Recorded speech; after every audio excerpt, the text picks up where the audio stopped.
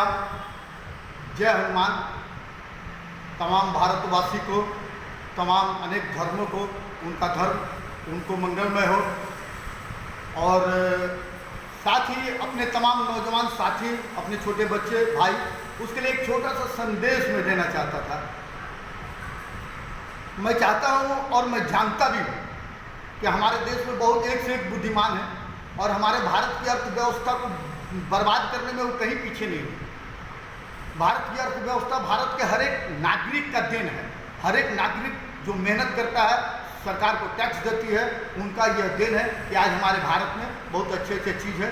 Rail कारखाने, train, बस, जो भी है सरकार अगर है बना के रखी है तो हमारा पैसा है। और जहाँ तक अभी जो स्थिति है हमारे बिहार में, पूरे भारतवर्ष में, खासकर कभी हिंदू मुस्लिम नुपुर शर्मा के बयान पर अभी पूरा दंगा हुआ और अभी कुछ दिनों में भारत ने अपनी सोच बुद्धि से जो एक योजना लाई अग्निपथ, उस पर पूरा बवाल हो रहा है। क्या बात है भाई, हम भारतवासी और मानसिक स्थिति ठीक नहीं रखे हैं? क्या बात है, हमारी क्या बात है कि हम इतना गिर गए हैं कि अपनी आर्थिक स्थिति, अपने लोगों को परेशान कर रहे हैं, अपने घर का सामान को बर्बाद कर रहे हैं? क्या लड़ना तो आपको जीना है तो लड़ना पड़ेगा। संघर्षी जीवन है, दौड़ते हैं तब नौकरी पाते हैं, पढ़ते हैं तब नौकरी पाते हैं, हर चीज़ तो आप करते हैं, बर्बाद क्यों करते हैं? अगर आपको लगता है कि देश की आर्थिक स्थिति बर्बाद करके हम खुशहाल हैं तो ये आपकी मानसिकता गलत है, आप सुधर जाए।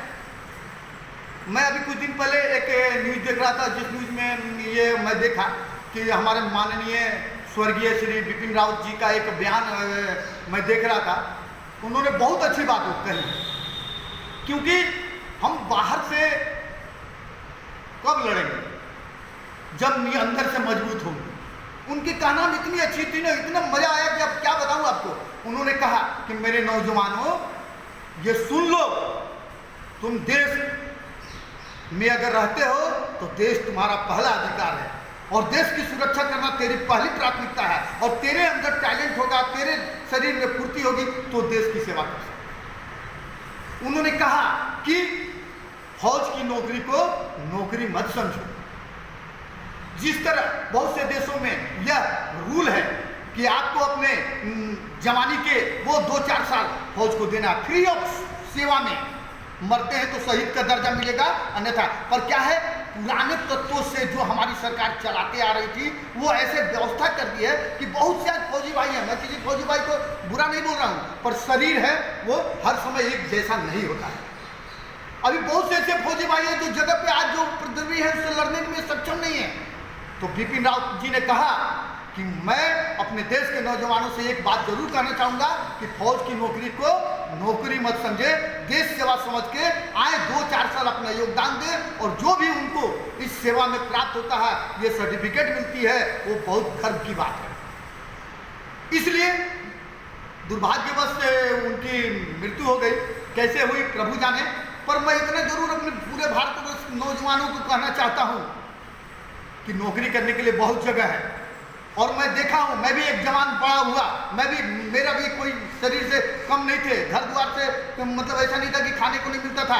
गरीब बच्चा जिसको मेहनत करने का, हम लोग मिडिल वर्ग के फैमिली थे। हमने देखा कि ये जो सरकार 17 साल से 21 साल की 4 साल का जो ये फ्री में हमें तगमा दे रही है ना, वो बहुत खुशनसीब है हम। इस चीज को समझो।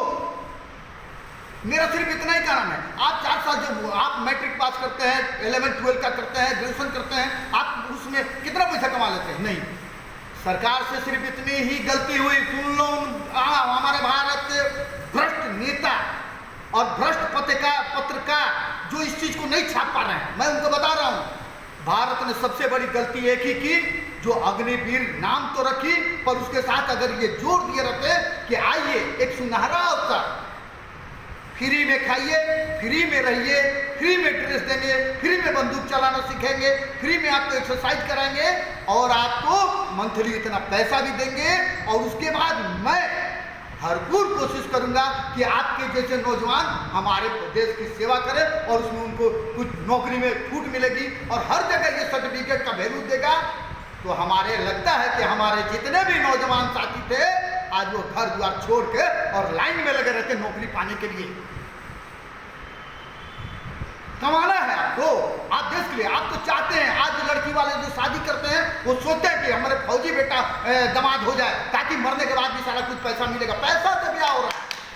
अरे नौजवानों, शर्म करो, देश सेवा को पहले लाओ, बातों को समझो। सरकार कभी कोई निर्णय लेती है तो शांति तरीके से उससे लड़ो, देश की दुर्दशा मत करो, लोगों को परेशान मत करो। तो धिक्कार है उन लोगों को जीना।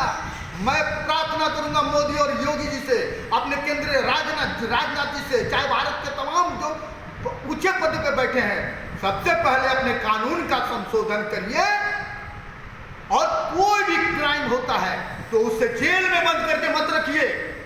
ये हमारा पैसा से वो खाता है, कहता है वो कि 4 रोटी सुबह 4 रोटी शाम, पक्का का मकान, जेल जैसा कहाँ है आराम। तो फिर क्यों नहीं करे भारत की अर्थव्यवस्था को परेशान। मोदी जी आप में दम है, योगी जी आप में दम है, तो अपने कानून को माननीय भीमराव अम्बेडकर जी के जो पुराने ख्यालात थे उनमें संशोधन करिए। कोई भी क्राइम होता है, चिन्हित होता है, उसको 15 दिन 30 दिन के अंदर उसको तुरंत सजा दीजिए। सजा भी वैसा दीजिए कि आने वाले पुष्प उसको याद करें। बस टुनटुन मिश्रा से मैं इतना ही कहना चाहता हूं, और अपने तमाम प्रशासन भाई जो आज पत्थर खा के भी डटे हैं लड़ने के लिए, मैं उनको तहे दिल से नमन करता हूं। और जो भी अपराधी हो उसे इतना मारिए कि वो जीवन में फिर कभी बुरा काम करने से पहले सोचे। जय हिंद, जय भारत।